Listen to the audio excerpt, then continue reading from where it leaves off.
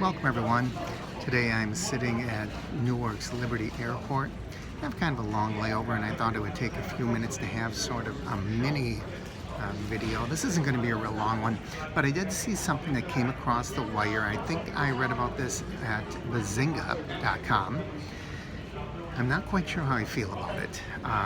In Portland, and I think they said that they piloted this in San Diego, but in Portland, they are going to try a new system for matching up riders and drivers for both Lyft and Uber. Now, there are a lot of things I don't like right out of the gate, but let me explain to you how the system is supposed to work that I really like to hear from people who are in Portland and are experiencing this and tell me what it's like. Obviously I'm at an airport right now, so I do fly frequently. So as a passenger, this is kind of intriguing and interesting, but I see pitfalls. Okay, here's how the system is supposed to work. You, and I'm talking you being a rider, request a ride. You put in the PIN. Now here's what happens. Rather than it matching you with a driver, they give you a 6-digit PIN number. So I could put in my request when I'm taxiing up to the gate. I could put in my request when I'm walking to baggage claim. I could put in my request when I get my baggage claim. It doesn't matter. The PIN number has nothing to do with matching you up with a driver. It has nothing to do with the order you're going to get your ride. Here's what happens. They were saying there was far too much congestion. Sometimes they got as many as 400 ride shares in an hour. So they're trying to set it up more like the cabs. And for those of you who have ever been to airports or if you travel, you know the taxi cabs, they line up and then they have someone that just gets you into the next cab and off you go. And that's essentially how this is going to work. So I don't know, I assume they're going to have a different line for Uber and Lyft, the two different companies, and if I order an Uber and Lyft is next in line, I don't know how that will work. But what's going to happen then, I get my PIN number, I collect my bags, I go to what will now be a different type of a staging lot. It's going to be a line of vehicles. And I walk up, and next person in line, I might have to wait between 10 other people, but whatever car happens to pull up when my turn is there, I give them my PIN number, and somehow the driver matches that PIN number, and they know that I am an Uber driver, or an Uber rider, I'm sorry. Now, I think you can see the pitfalls here. Number one, we can no longer make any choices as a driver based on our rider. We can't look at numbers, we can't see what their ratings are because it's just the next person in line. Same thing happens for the rider.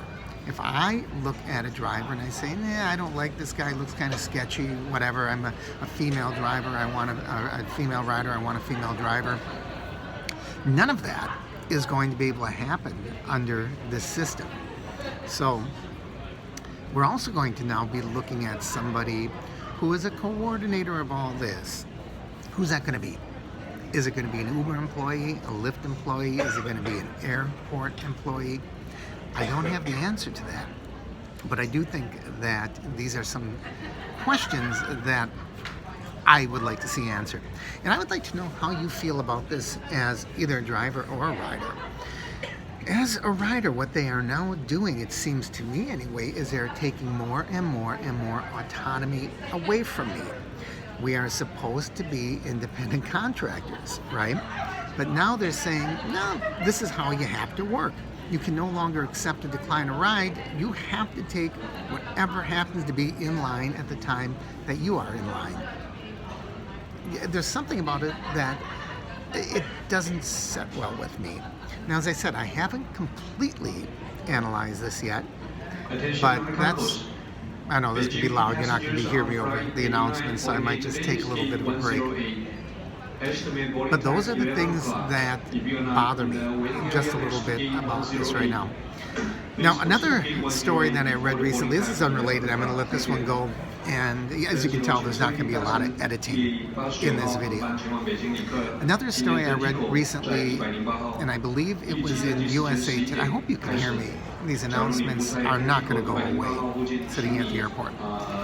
So I believe I read this in USA Today a few days ago, and they were talking about the 737 MAX 80s. The two of them have crashed, and they put a stop on those flying for a while. And the thought process was that there is simply too much reliance on autonomy in our airlines. And the gist of the story was our pilots are losing their skills because the autopilot is doing a majority of the work, which is leading to what? Crashes. And they want to have, at least this article, I'm not sure where it came from and who they are, but they were talking about maybe we've got to bring back more stringent pilot skills. And they say by the time pilots come to airlines, they already should know how to fly. And what the airlines train them in doing is operating their planes and their systems and working within their autonomous computer systems and all of that. There are at any given time, according to my research, about 9,000 planes in the air. At any given time in the US alone, it was something like 90 million. Could that be right? 90 million cars on the road? I don't remember the statistics for that. I think I'm getting my numbers mixed up, but it was a lot more than 9,000 planes in the air. It was in the millions of planes on the road. So I'm thinking, if 9,000 airplanes, autonomy is causing an issue, when you get millions of cars on the road, or even thousands of cars on the road that have autonomy, built-in self-driving cars, what kind of issues are we going to encounter? And we're assuming that airplanes have pilots in them. They're just saying the pilots do not have the adequate experience and training. At least that was their concern. I don't know if I agree with that. I have a tendency to think we have some very skilled pilots flying, but nevertheless, the concept is really interesting because they want to put people in vehicles with no driver. And I think you have to have a fallback driver. You have to have someone when something goes screwy, when there's a quirk that happens, they've got to jump in and take over the wheel.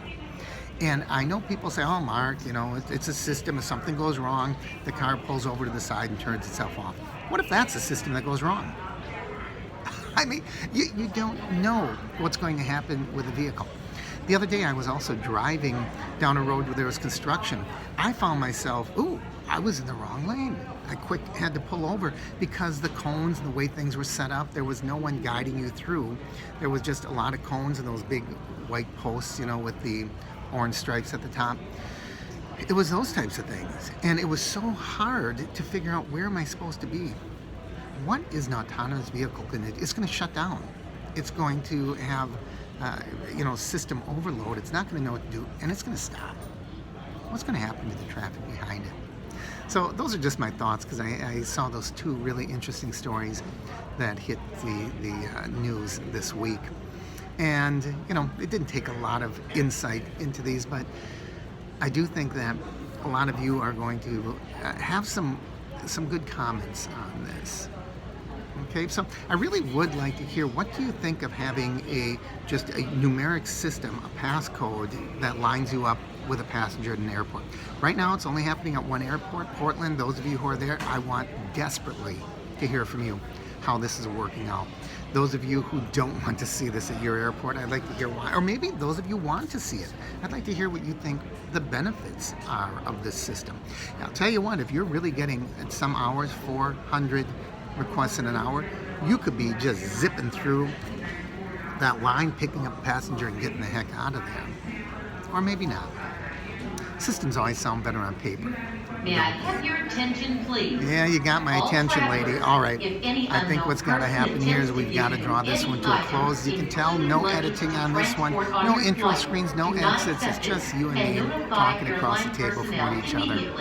So as always, I encourage you to let me get closer, like and share these videos. If you haven't already, please subscribe, ring that bell icon up above. And I guess it's going to be up above on this side maybe. I don't know, I'm looking at a mirror image. And leave your comments below. I'd love to hear from you. Thanks for watching, everyone. I'm Mark with the Reads.